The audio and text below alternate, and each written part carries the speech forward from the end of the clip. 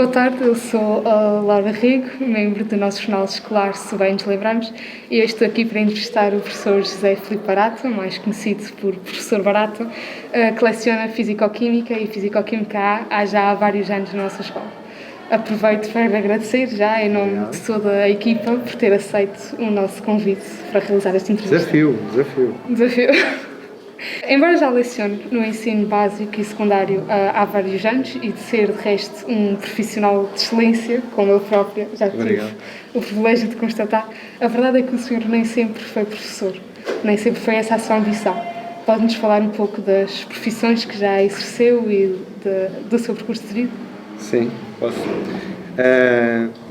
Não foi de início a minha ambição, nem pensava ser professor quando tinha a vossa idade. Nem previa que viesse a ser. Eu comecei por estudar engenharia. Quando acabei, estive a trabalhar no Ministério do Ambiente. Estive responsável durante muitos anos sobre a avaliação de impacto ambiental. Depois, por gosto pessoal, viajei bastante. Acabei por conhecer os Açores. Acabei por vir cá parar por opção em 1997. E depois de lecionar na Universidade dos Açores e de ter outras experiências profissionais, optei por ficar no ensino secundário e básico. Aliás, como estava a dizer, o senhor é assumidamente um apaixonado por viagens e pelo mundo. Já teve a oportunidade de conhecer vários locais muito distintos entre si. Sim. Qual foi a viagem que mais marcou e porquê? As viagens marcaram de maneiras diferentes, em tempos diferentes, e tem a ver com a nossa maturidade no momento em que as fazemos e o destino em que escolhemos.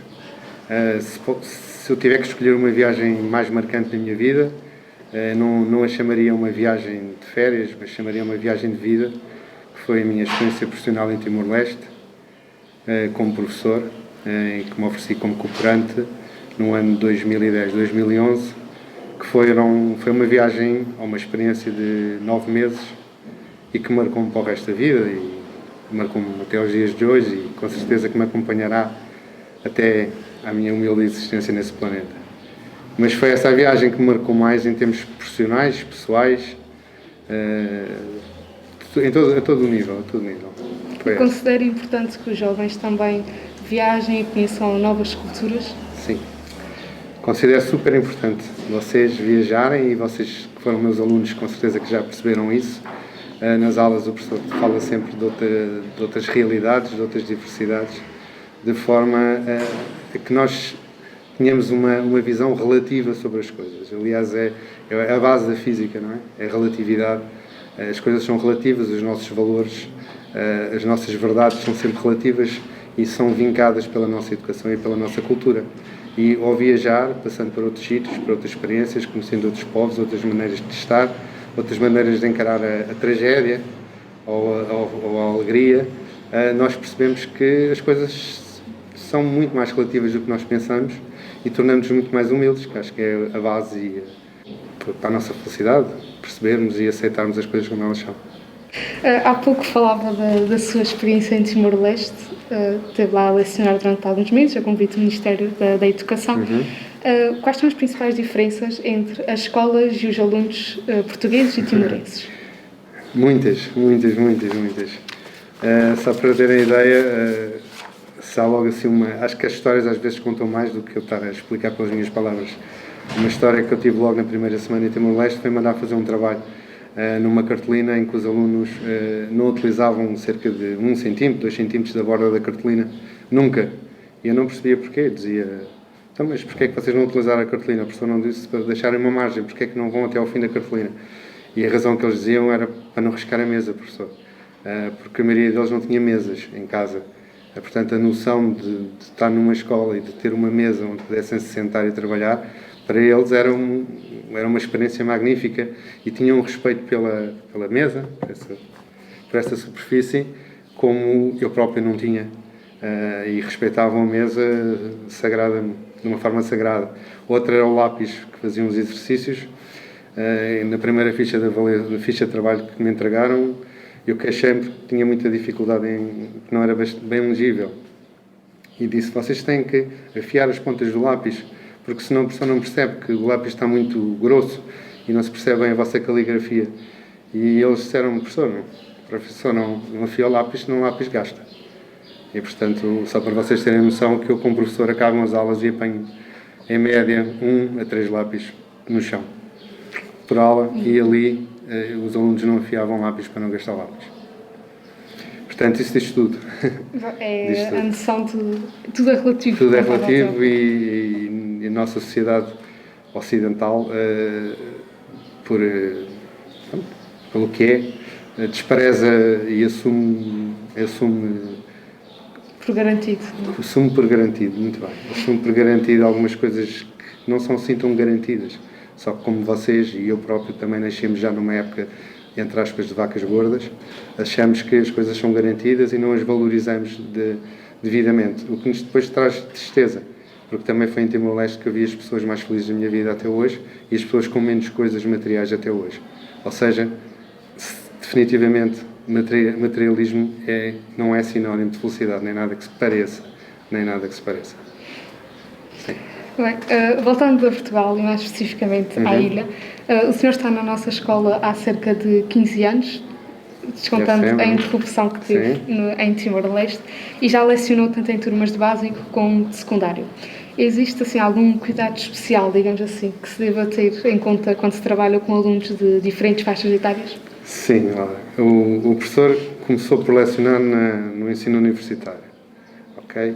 Comecei por dar aulas no ensino universitário, no primeiro e no quinto ano de licenciaturas de Engenharia do Ambiente. E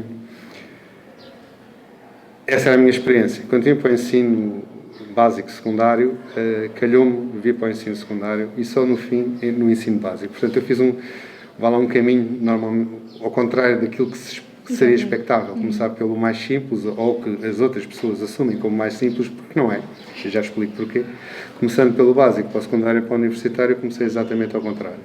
E achei que o mais fascinante estava exatamente nisso, em trabalhar com miúdos mais novos. Quanto mais novas as pessoas são, mais tem que haver entrega de nós próprios, mais entrega não do professor como pessoa, assumindo um papel quase que de membro familiar, pai, avô, dos alunos que têm à sua frente.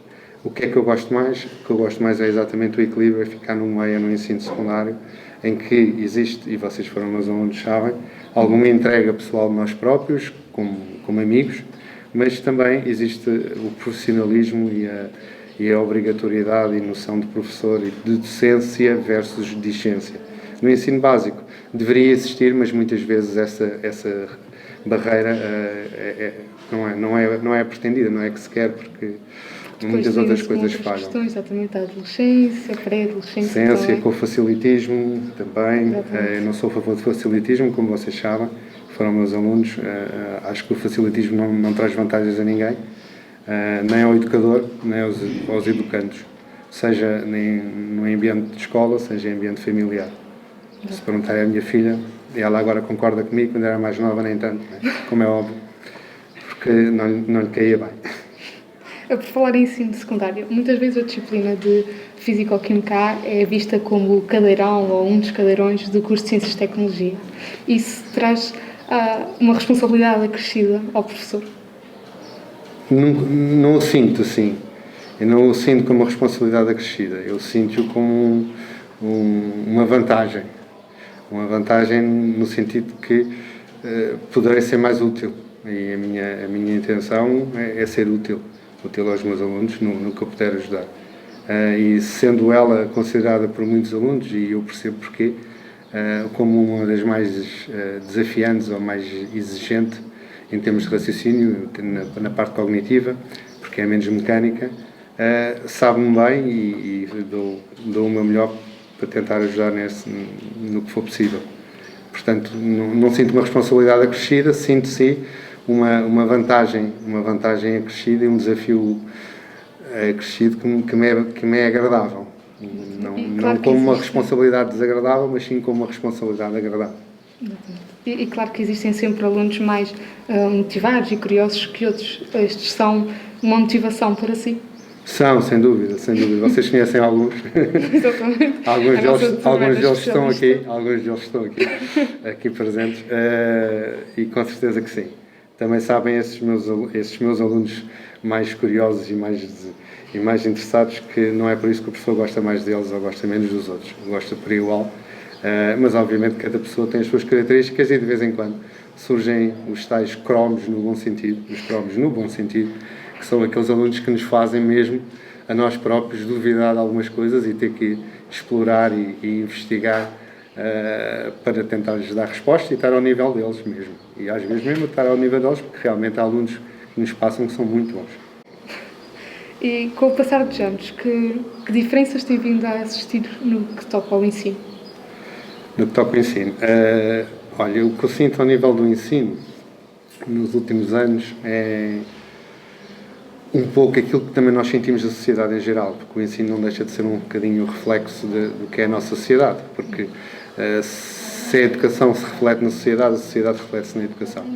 E o que eu noto, infelizmente, é uma estratificação cada vez mais acentuada, ou seja, como a nossa sociedade também se verifica cada vez mais os pobres e os ricos, e a classe média, infelizmente, que devia ser predominante, está em declínio, também no ensino o sinto. E com pena minha, sinto. Portanto, eu cada vez mais ao nível do ensino secundário noto que me chegam alunos com grandes dificuldades e alunos com grandes facilidades ou com grandes interesses e grandes motivações. Quando eu disse dificuldades, se calhar a palavra está errada. Ou seja, chegam alunos muito desmotivados e alunos motivados.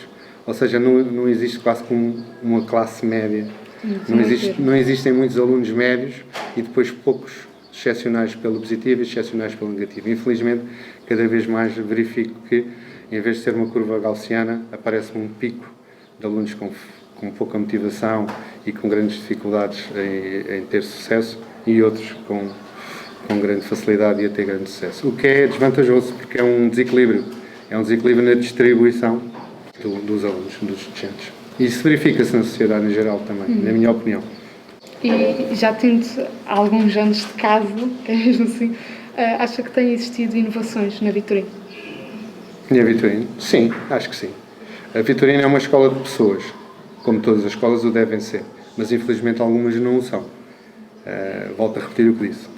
Infelizmente algumas não são, todas deveriam ser. A escola devia ser um espaço de pessoas. E a Vitorino eu acho que tem conseguido manter.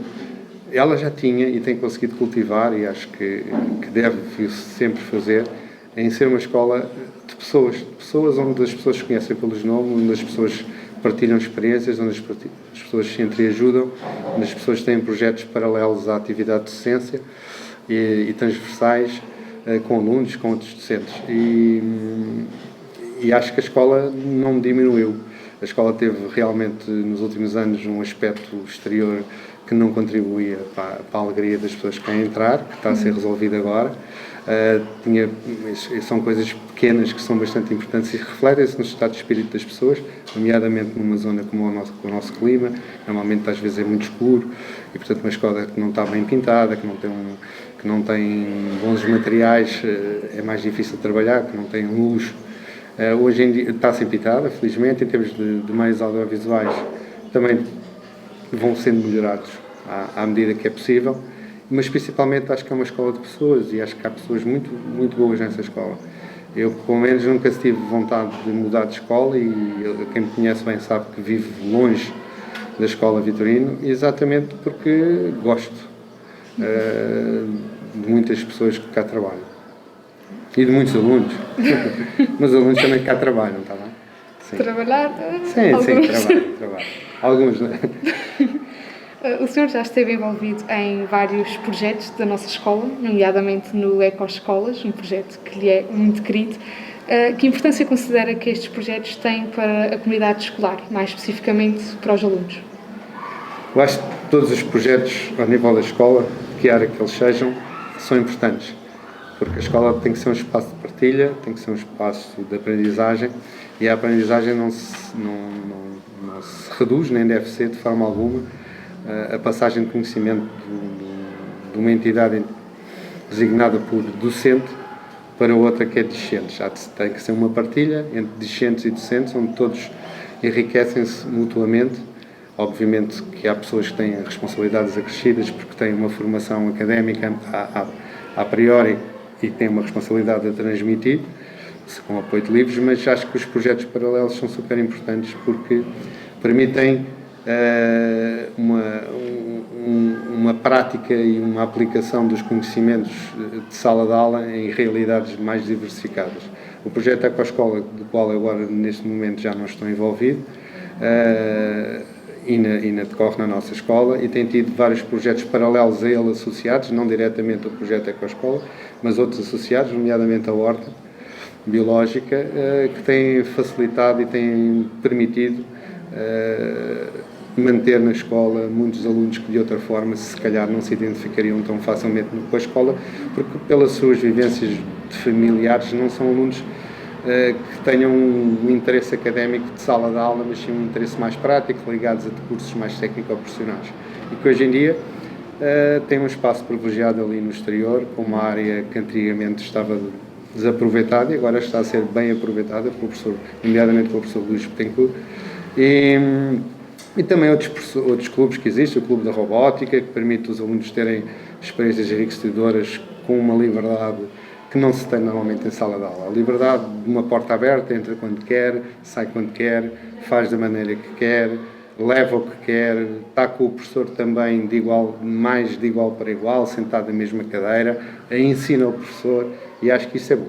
Acho que isso é bom porque é importante os alunos também perceberem que não são eles um receptáculo de informação, mas são sim também eles uma fonte de informação com os docentes. Embora estejamos num ano atípico, este ano também foi um ponto de partida para outros projetos que talvez poucas pessoas conheçam. Estava a falar do Clube de Robótica, no qual o senhor está envolvido, e há também um outro projeto NOX. Quer-nos falar um pouco sobre ele? Sim, o professor durante alguns anos esteve no ensino básico e por isso esteve mais envolvido no programa Ecoescolas, porque achava que era mais lógico e mais direcionado para alunos daquela faixa etária. À medida que se instalou, entre aspas, no ensino secundário, nomeadamente a disciplina da FQA, sujeita a exame nacional, e eu acho que a sujeita a exame nacional como prova de ingresso ao ensino superior é muito importante, embora há outras pessoas que poderão não o considerar tão significativo como eu, mas eu considero que é bastante importante, pode definir o futuro académico de um aluno em termos de ingresso no ensino superior, porque a sua média pode contar, a sua nota pode contar para a média de uma forma significativa. Nos últimos anos, por causa disso mesmo, e com o apoio da Sociedade Portuguesa de Física e com o apoio da Universidade dos Açores, o professor tentou procurar projetos que pudessem envolver os alunos do secundário. Projetos que não exigissem tanto consumo temporal quanto os outros, porque os alunos têm outras prioridades e têm um currículo académico muito carregado, mas que pudessem ser de alguma forma já um visualizado da aplicação dos conhecimentos em coisas práticas. Por isso, eu, neste momento estou a pôr em pé o projeto NOX, que é um projeto com a Universidade dos Açores, que vai permitir acompanhar a poluição luminosa através de fenómenos como a difração, a reflexão, a óptica da luz, e também outro projeto que neste momento também ficou parado por causa do Covid, que foi o dos sismómetros, que era com a Sociedade Portuguesa de Física, que permitia fazer com que a nossa escola fosse uma estação de sismologia e que pudéssemos acompanhar a vida do planeta Terra em termos de sismos. Estamos prestes a finalizar a nossa conversa. Eu gostaria de saber, ao fim destes anos de carreira, a motivação e a vontade de ensinar ainda são as mesmas ou, por outro lado, com o tempo, ganha-se outros propósitos e outras ambições? Não são as mesmas, são maiores. São maiores.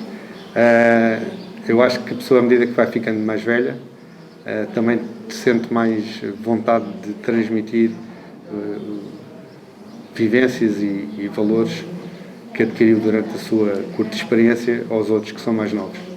E, portanto, a minha vontade hoje em dia de ensinar é maior do que a que tinha antes.